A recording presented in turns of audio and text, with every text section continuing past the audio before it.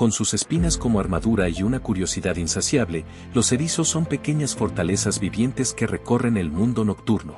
A pesar de su apariencia robusta, estos diminutos mamíferos son expertos exploradores.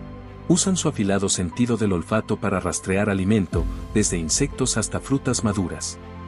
Cuando el peligro se acerca, el erizo tiene un truco infalible: transformarse en una bola impenetrable.